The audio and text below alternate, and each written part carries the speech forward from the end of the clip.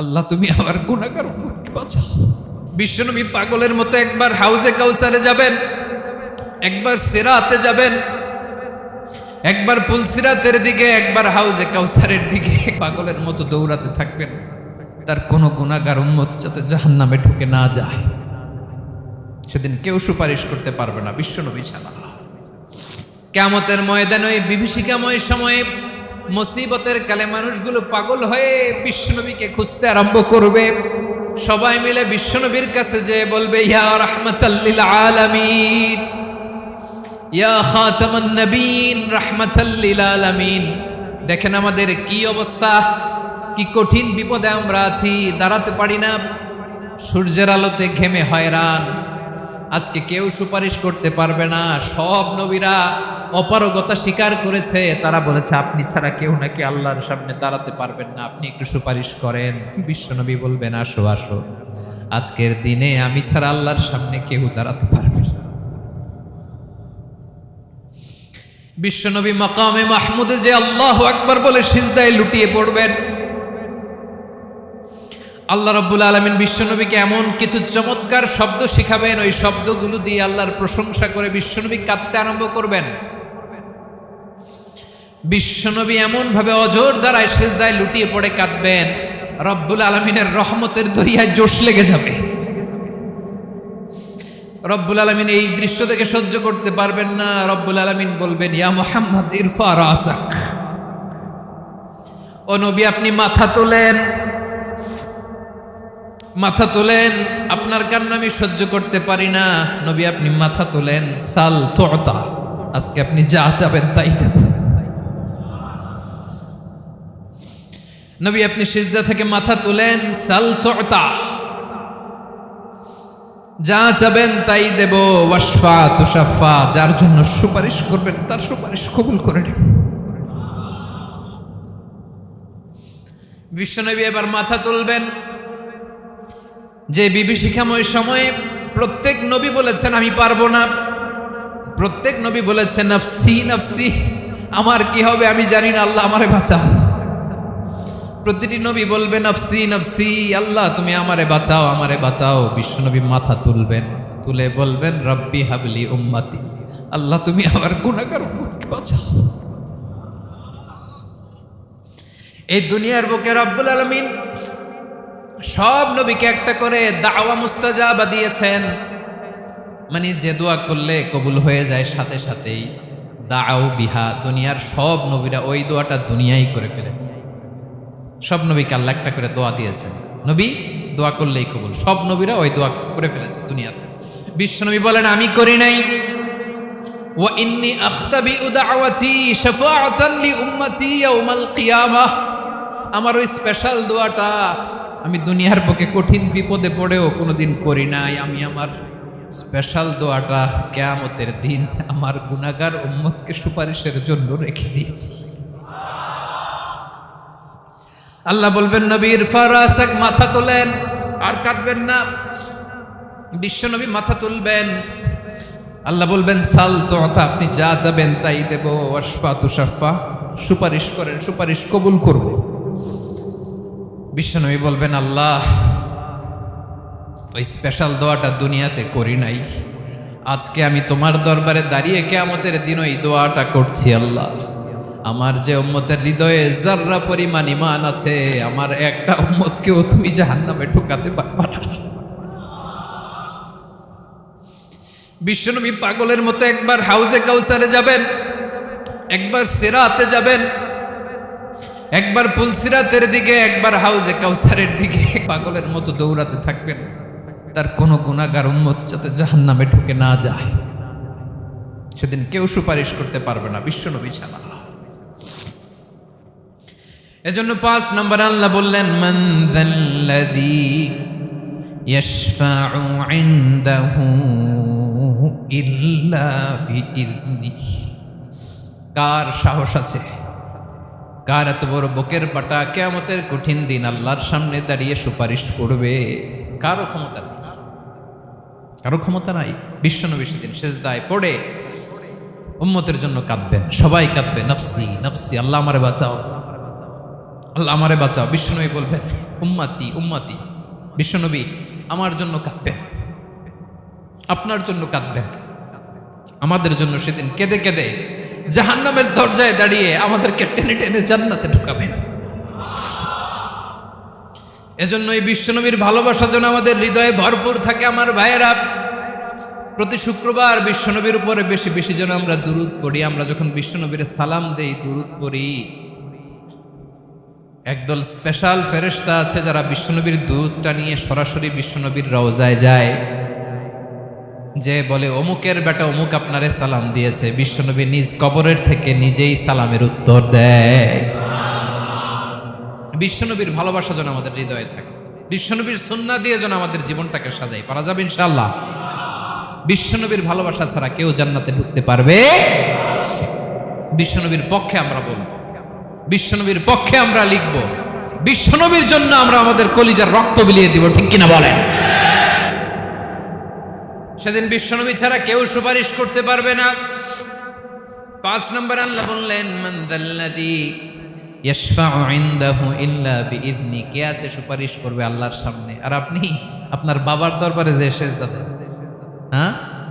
ইব্রাহিম আলাইহিস সালাম থারথার করে কাঁপবে আর বলবে নাফসি নাফসি, আল্লাহ আমারে বাঁচাও। মুসা আলাইহিস সালাম থারথার করে কাঁপবে, আল্লাহ নাফসি নাফসি, আমারে বাঁচাও। আর আপনি পীরের দরবারে যে সেজদা দেন, কোথায় আছেন আপনি? খবরদার, কেউ বাঁচাতে পারবে না। যাকে ইল্লা আল্লাহ যাকে অনুমতি দেন, বিশ্বনবীকে দিবেন, নবীদেরকে দিবেন। এরপরে আল্লাহ তার স্পেশাল ওয়ালিদেরকে, মুত্তাকিনদেরকে, শহীদদেরকে, সিলেক্টেড বান্দাদেরকে দিবেন। কিন্তু কাকে দিবেন, কার জন্য দিবেন, দুনিয়ার কেউ জানে না একজন ছাড়া। তিনি কে? আল্লাহর ওয়ালিদেরকে, নেককার লোকদেরকে আল্লাহ সুপারিশের অনুমতি দিবেন। কিন্তু আপনি যারে মানেন, যার পায়ে সেজদায় লুটিয়ে পড়ে থাকেন, তারে যে আল্লাহ দিবেন, এটার কোনো গ্যারান্টি আছে? কথা বলেন। এজন্য জপতে হবে একজনের নাম। আওয়াজ করে বলুন, তিনি কে? আয়াতুল কুরসির 5 নাম্বার কথা হচ্ছে, সেদিন কেউ কারো উপকারে আসবে না, সুপারিশ করার সুযোগ পাবে না, আল্লাহ যাকে অনুমতি দেয় তিনি ছাড়া। আল্লাহ যদি কাউকে দয়া করে অনুমতি দেয় তাহলে করতে পারবে, তাহলে পারবে। সেই কিয়ামতের দিনটা বড্ড ভয়ঙ্কর, কেউ সুপারিশ করার সাহস পাবে না। আরে আমার অবস্থা কি আমি জানি না, আমি আবার কারোর জন্য সুপারিশ করব? কথা বুঝেন নাই? আমার কি হবে আমি জানি, তা আমি আরেকজনের নিয়ে টেনশন করার সুযোগ কোথায়? ইয়া নাফসি ইয়া নাফসি, আল্লাহ আমারে বাঁচাও, আমারে বাঁচাও, আমারে বাঁচাও। কাঁদতে কাঁদতে মানুষ হয়রান হয়ে যাবে, এ নাকি আবার আরেকজনের বাঁচাও। বিশ্বনবী বলেন, বিশ্বনবী একবার ছাগলের রান খাচ্ছিলেন। রান খেতে খেতে বিশ্বনবী বলেন, আনা সাইয়্যিদুন নাসি ইয়াউমাল কিয়ামা, আমি কিয়ামতের দিন সর্বশ্রেষ্ঠ হব, মানুষের মধ্যে সর্বশ্রেষ্ঠ সেরা আমি বিশ্বনবী। আলহামদুলিল্লাহ পড়েন। বিশ্বনবী বলেন, সেদিনটা বড্ড ভয়ঙ্কর। সেদিন কেউ কারো কোনো উপকারে আসবে না, বন্ধু বন্ধুর কাজে আসবে না, স্ত্রী স্বামীর উপকারে আসবে না, স্বামী স্ত্রীর উপকারে আসবে না, পীর সাহেব মুরিদরে বাঁচাতে পারবে না, মুরিদ পীর সাহেবরে বাঁচাতে পারবে না, নেতা কর্মীর পরিচয় দিবে না, কর্মী নেতার পরিচয় দিবে না, ভাই বোনকে চিনবে না, বোন ভাইকে চিনবে না, বাবা তার সন্তানকে চিনবে না, মেয়েকে দেখে মা দৌড়ে দৌড়ে পালাবে। বড্ড ভয়ঙ্কর দিন। বিশ্বনবী বলবেন, জমিনটা এখনকার মতো থাকবে না, পুরো জমিনটা সমান হয়ে যাবে, ফ্ল্যাট। এখন তো গোল, তখন ফ্ল্যাট। সবাই এক জমিনের উপরে দাঁড়াবে, সূর্যটা মাথার কাছে চলে আসবে, সূর্যের গরমে মানুষের মাথার মগজ গলে গলে কানের ছিদ্র, নাকের ছিদ্র দিয়ে বেয়ে বেয়ে পড়বে। সবাই হয়রান, পেরেশান, ক্লান্ত শ্রান্ত। মানুষগুলো বলবে বাঁচার কোনো উপায় নাই। 50,000 বছর মানুষ এরকম দৌড়াবে, চিৎকার করবে, কাঁদবে, বাঁচার কোনো উপায় নাই। সবাই বলবে, আল্লাহ যদি বিচারটা শুরু করতো, যা হবার হবে, আগে বিচার শুরু করুন। বিচারই শুরু হয় না, বিচার শুরু হইতেই 50,000 বছর। আল্লাহ, 50,000 বছর, 5,000, 15,000 না, 50,000 বছর এরকম যাবে। মানুষগুলো কাঁদতে কাঁদতে বলবে, চলো আমরা আদম আলাইহিস সালামের কাছে যাই, যেন আল্লাহর যে সুপারিশ করে, আল্লাহ আপনি বিচার শুরু করেন। কিয়ামতের ময়দানে সবাই মিলে সাইয়েদনা আদম আলাইহিস সালামের কাছে যেয়ে বলবে, ইয়া আবাল বাশার ইয়া আউয়ালাল আম্বিয়া, ও ও আদম নবী, আপনি দুনিয়ার বুকে প্রথম নবী।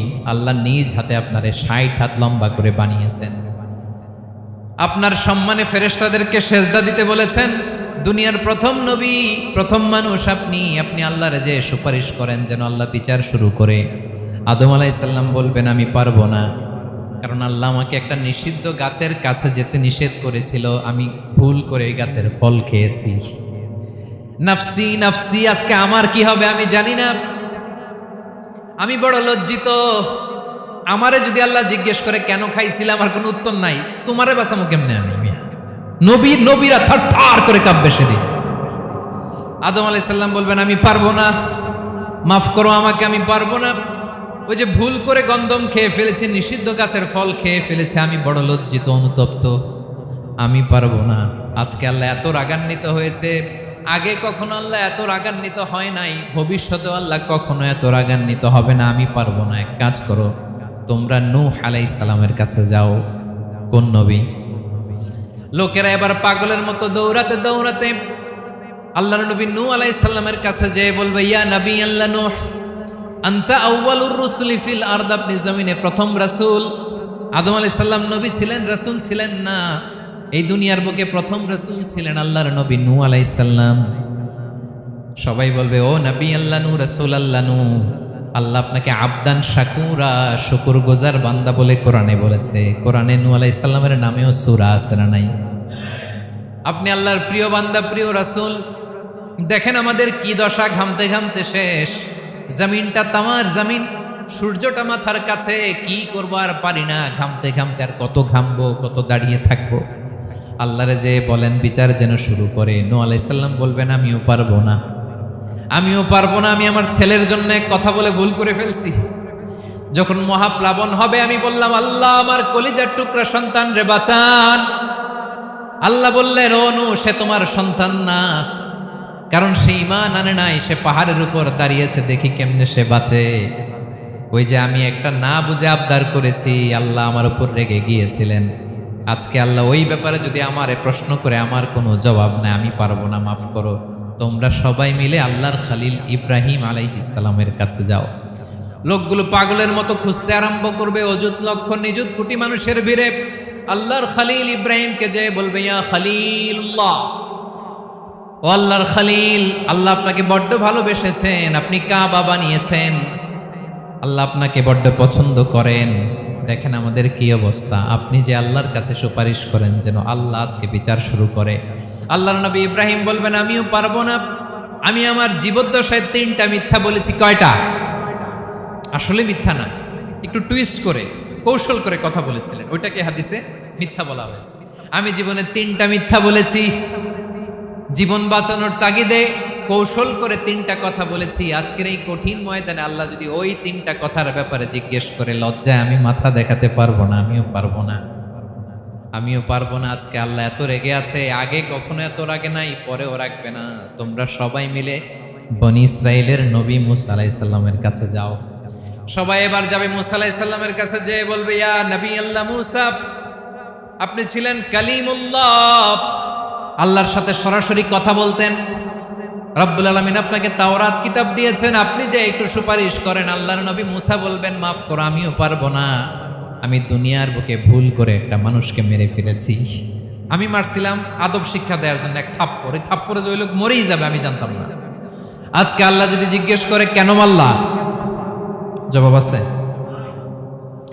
ওই লজ্জায় আমি অনুতপ্ত, আমি পারবো না, আমার এই কথা বলো না। আজকে আল্লাহ বড্ড রেগে আছে, আমি পারবো না। তোমরা আল্লাহর নবী ঈসা আলাইহিস সালামের কাছে যাও। কিয়ামতের ময়দানে মানুষগুলো পাগল পাড়া হয়ে আল্লাহর নবী ঈসা আলাইহিস সালামের কাছে যাবে, যে বলবে নবী ঈসা আপনি রূহুল্লাহ, বাবা ছাড়া আল্লাহ আপনাকে বানিয়েছেন, ইনজিল কিতাব দিয়েছেন, মৃত মানুষকে আপনি জীবিত করতে পারতেন। আজকের এই কঠিন বিপদের দিনে আপনি আমাদের সাহায্য করেন। আল্লাহর কাছে যে বলেন যেন বিচার শুরু করে। ঈসা আলাইহিস সালাম বলবেন আমিও পারবো না, ইন্নী উবিদতু মিন দুনিল্লাহ, আমার উম্মত খ্রিস্টানেরা আল্লাহরে বাদ দিয়ে আমি ঈসার ইবাদত করেছে। আমার মা ম্যারি আর আমাকে ডাকতো জেসাস ক্রাইস্ট, আমার ইবাদত করেছে, যদিও আমি আমার ইবাদত করতে বলি না। ঈসা আলাইহিস সালামও ইবাদত করতে বলেছেন একজনের, তিনি কে?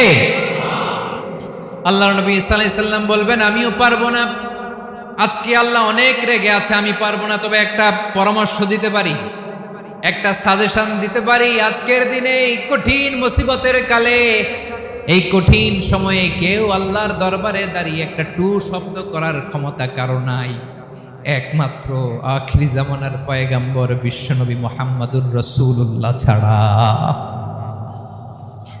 মানুষগুলো এবার আগুনের মধ্যে পানি দিলে যেমনি আগুন নিভে যায়, দাউ দাউ করা হৃদয়ে জ্বলন্ত আগুন তাদের ঠান্ডা হবে। কিয়ামতের ময়দানে ওই বিভীষিকাময় সময়ে মুসিবতের কালে মানুষগুলো পাগল হয়ে বিশ্বনবীকে খুঁজতে আরম্ভ করবে। সবাই মিলে বিশ্বনবীর কাছে যেয়ে বলবে ইয়া রাহমাতাল লিল আলামিন, ইয়া খাতামান নবীন, রাহমাতাল লিল আলামিন। দেখেন আমাদের কি অবস্থা, কি কঠিন বিপদে আমরা আছি, দাঁড়াতে পারি না, সূর্যের আলোতে ঘেমে হয়রান। আজকে কেউ সুপারিশ করতে পারবে না, সব নবীরা অপারগতা স্বীকার করেছে, তারা বলেছে আপনি ছাড়া কেউ নাকি আল্লাহর সামনে দাঁড়াতে পারবেন না, আপনি একটু সুপারিশ করেন। বিশ্বনবী বলবেন আসো আসো, আজকের দিনে আমি ছাড়া আল্লাহর সামনে কেউ দাঁড়াতে পারবে না। বিশ্বনবী বলবেন আল্লাহ, ওই স্পেশাল দোয়াটা দুনিয়াতে করি নাই, আজকে আমি তোমার দরবারে দাঁড়িয়ে কিয়ামতের দিন ওই দোয়াটা করছি। আল্লাহ, আমার যে উম্মতের হৃদয়ে যাররা পরিমাণ ঈমান আছে, আমার একটা উম্মতকেও তুমি জাহান্নামে ঢোকাতে পারবা না।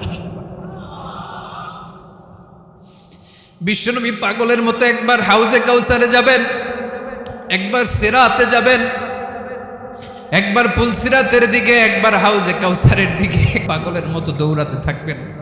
তার কোনো গুনাহগার উম্মত যাতে জাহান্নামে ঢুকে না যায়। সেদিন কেউ সুপারিশ করতে পারবে না বিশ্বনবী ছাড়া, কারো ক্ষমতা নাই।